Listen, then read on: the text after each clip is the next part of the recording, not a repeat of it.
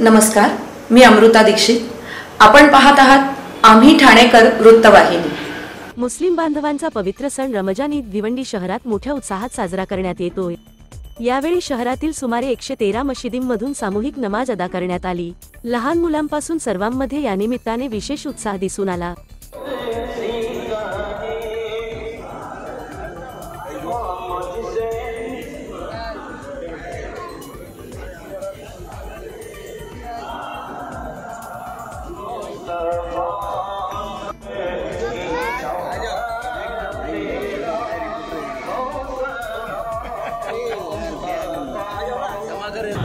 ये आज की नमाज के लिए हमने लोकल पुलिस के साथ साथ ही हेडक्वार्टर से पुलिस बंदोबस्त दिया था, साथ ही SRP के भी जवान दिए गए थे और सभी सीनियर ऑफिसर ने भी यहाँ भिवंडी में विजिट किया है और आज का नमाज बंदोबस्त पूरी अमन के साथ संपन्न हुआ है.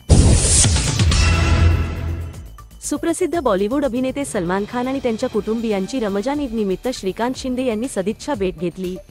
खान कुटुंबियांना दिल्या ईदच्या शुभेच्छा दिल्या. यावेळी सलीम खान, अरबाज खान, युवासेना सचिव राहुल कनाल यांच्यासह खान कुटुंबीय उपस्थित होते.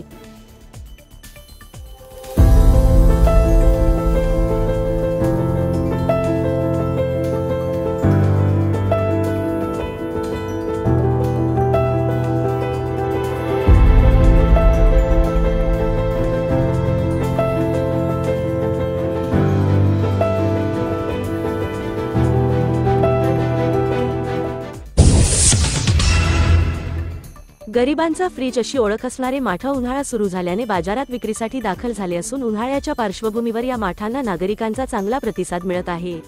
मात्र माठ बनवण्यासाठी लागणारी माती महागल्याने यंदा माठांचे भाव गगनाला भिडले आहेत. आम्ही आज इथे माठ विक्रेता जिथं माठ विकतात तिथं आज आलेलो आहोत. तर या वर्षी उन्हाळ्याची चाहूल अतिशय कडाक्याचं ऊन इथं पडत आहे आपल्या धुळे शहरामध्ये आणि आम्ही माठ घ्यायला इथं आलेलो आहे. तरी माठाची किंमत यावर्षी मागच्या वर्षापेक्षा यावर्षी जास्त प्रमाणात वाढलेली ही आढळून येत आहे. कारण की माठ विक्रेते अशा पद्धतीने सांगितले की आम्हाला आता माती किंवा रॉयल्टी किंवा या मागचा पूर्ण खर्च एकंदरीत खूप यावेळेस वाढलेला आहे. तर त्या अनुषंगानं ते आम्हाला ज्या मागच्या वर्षी आम्ही जो माठ आता 200 ते 250 रुपयाने घेतला होता, आता 400 ते 500 रुपये इतकं ते सांगण्यात येत आहे. तरी आम्हाला उन्हाळ्यात ते काही करून पाण्याची ताण भागवण्यासाठी माठ हा घ्यावाच लागणार आहे आणि यासाठी आम्ही इथं आलेलो आहे. पण त्या विक्रेत्यांचं जे म्हणणं आहे ते आम्हाला पटलं आहे.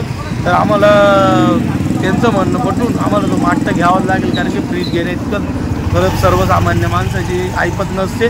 तरी हा माठ आम्हाला आज घ्यावाच लागणार आहे. आपलं उन्हाळ्याची चावल लागलेली आहे आता लोकांना आणि माठ विक्रेता हे चालू झालेली आहे. कारण माठाची किंमत आम्हाला म्हणजे मी 15 दिवसापासून बसून आहे. तर कारण की माती उपलब्ध नाही आहे, मातीच भेटत नाही. कारण की माती जर घ्यायला गेलं तर रॉयल्टी मागतात. रॉयल्टी आम्हाला माफ असल्यावर सुद्धा आम्हाला म्हणजे आपलं मामलदार वगैरे तहसीलदार वगैरे आम्हाला त्रास देतात.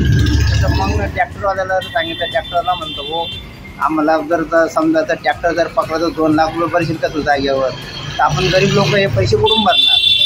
त्याच्यामुळे मी 15 दिवसापासून बसून खातोय. तर समजा आता गेल्या वर्षी मातीची किंमत एक ट्रॅक्टरची किंमत 2000 रुपये होती, ते यावर्षी 3 ते 4000 रुपये होऊन गेलेली.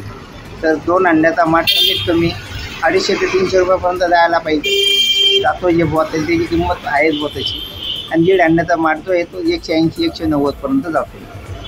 तर गरीब लोकांचा फ्रीज म्हणून ओळखला जाणारा माठ ही विक्रेता चालू झाली. यावेळेस कसा रिस्पॉन्स आहे माठाला? म्हणजे रिस्पॉन्स यावेळेस वर्षी रिस्पॉन्स चांगला आहे. कारण की उष्णतेच्या हिशोबाने व्यवस्थित.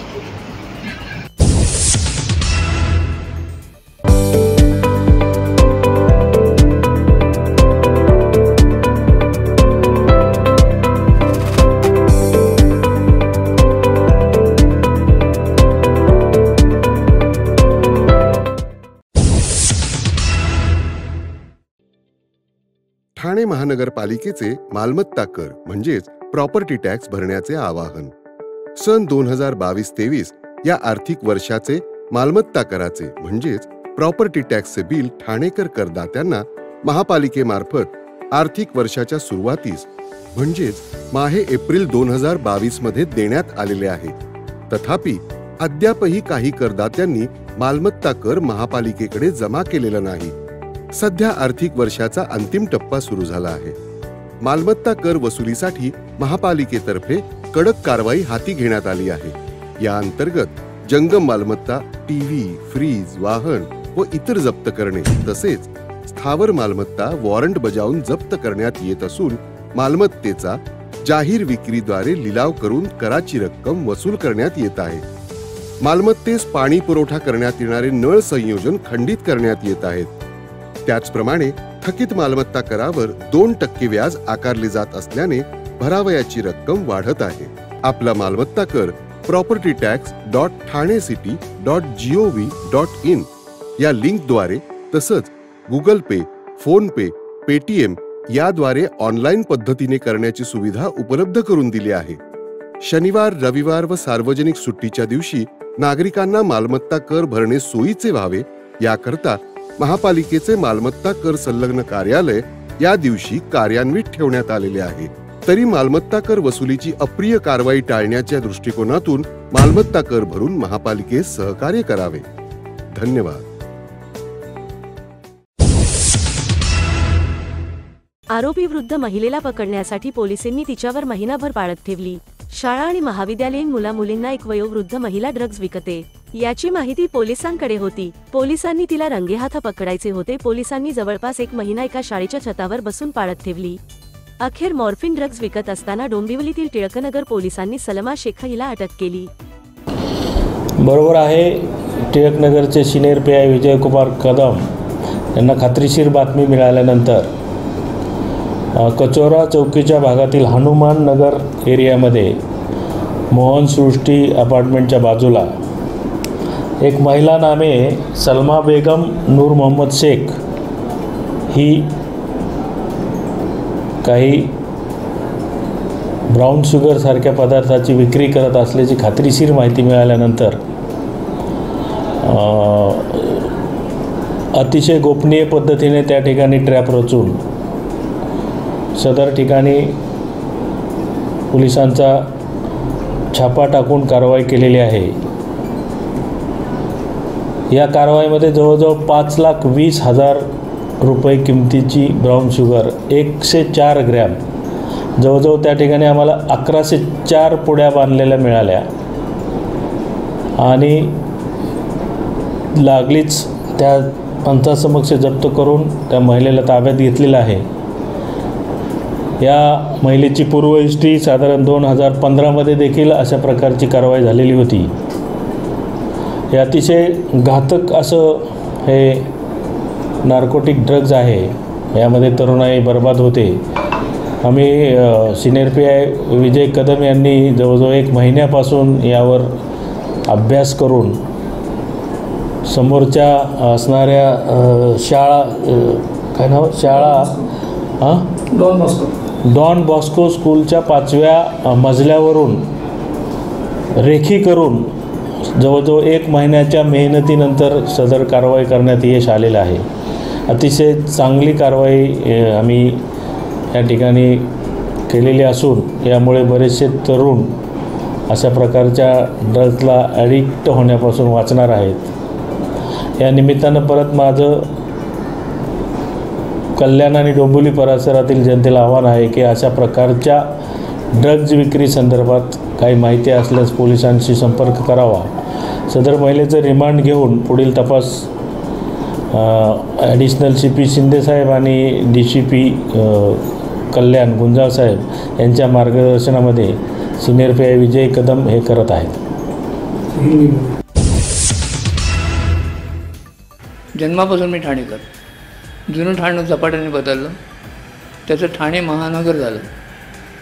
ठाणे महानगरात अनेक विविध क्षेत्रातील कलाकार आहेत. ते आपली कला पेश करत असतात. ठाण्याच्या दर्दी रसिक प्रेक्षकांकडून त्यांना भरपूर प्रतिसाद मिळतो.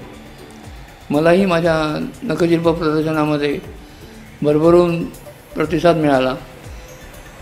त्याबरोबर झालेल्या नवीन ओळखीमधनं आमच्या विश्वास मतिमंद मुलांच्या केंद्रामध्ये ती रसिकांनी भेट दिली आणि आमच्या मतिमंद मुलांची कार्यक्षमतालाही त्यांनी दाद दिली. ठाणेकर आणि ठाण्याचा मला अभिमान वाटतो. आम्ही ठाणेकर.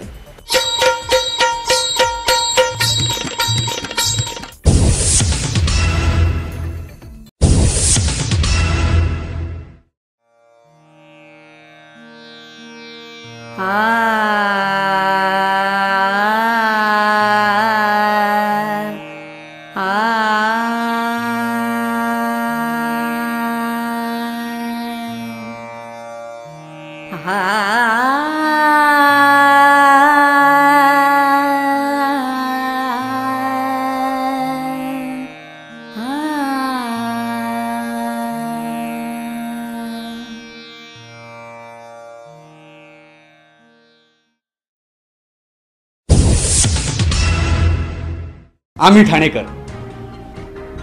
आम्ही ठाणेकर. आम्ही ठाणेकर. आम्ही ठाणेकर. होय, ठाण्यात आम्हाला अभिमान आहे आणि होय आम्ही ठाणेकर.